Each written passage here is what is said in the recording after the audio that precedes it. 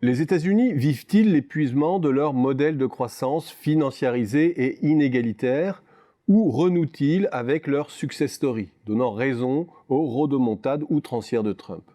Car en effet, le moribond a de bien belles couleurs. Un taux de chômage au plus bas depuis 1969, une bourse qui surplombe tous ses précédents records et fait la course en tête des pays avancés.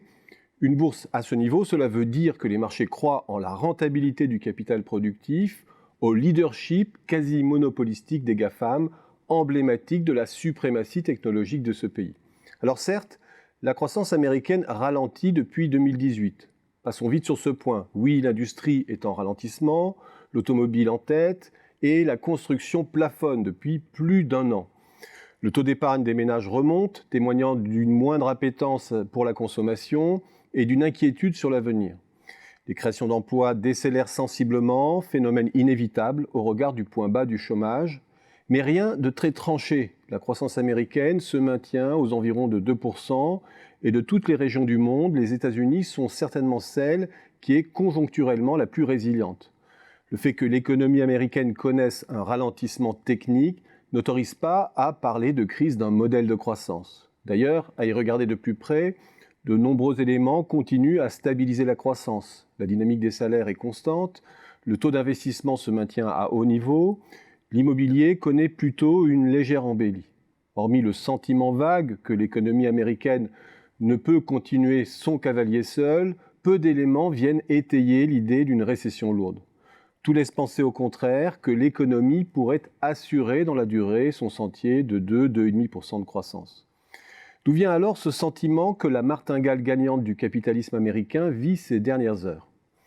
D'abord, il faut bien l'avouer, la crise démocratique sans précédent que connaissent les États-Unis et que personnifie Trump. La croissance de façade américaine se bâtit sur une dislocation du corps social qui ne peut que conduire le système dans l'impasse.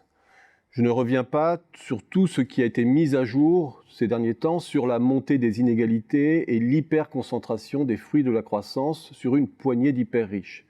Les indicateurs les plus récents montrent plutôt une stabilisation à haut niveau de ces indicateurs, sans correction palpable, alors que le plein emploi aurait dû potentiellement réduire les écarts de richesse. Il y a ensuite l'inquiétude sur la robustesse des prix d'actifs. L'immobilier a repris sa marche au sommet, rejoignant ceux de l'avant-crise. Les marchés d'actions, de leur côté, ont explosé tous leurs records, multipliant par 2 les niveaux déjà vertigineux de 2007. Côté immobilier, on peut parler cependant de lente récupération sur 10 ans, sans excès du crédit en sous-jacent. Côté actions, les choses sont beaucoup plus fragiles. Il y a d'abord les phénomènes de concentration autour des GAFAM, dont la position dominante est de plus en plus contestée. Or, une grande partie de l'envolée des valeurs américaines a été portée par les géants du numérique. Il y a ensuite la dynamique des profits et des dividendes qui sous-tend la valorisation de la bourse américaine. Derrière cela, il y a des dividendes par action qui s'accroissent au rythme de 10% l'an, sans véritable augmentation de la part des profits distribués. Et l'on saisit aisément que cela ne peut s'obtenir dans une économie qui croît à 4% l'an en nominal qu'avec un certain nombre de contorsions. Une mise sous pression des salaires, d'importants volumes de rachats d'actions pour réduire leur nombre et augmenter leurs droits, et de la croissance externe.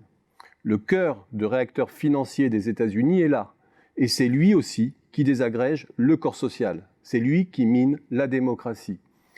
Cela ne fait pas une crise imminente, mais une ardente obligation pour l'économie américaine de réviser ses fondamentaux. Une obligation démultipliée à terme par son impréparation de la transition écologique.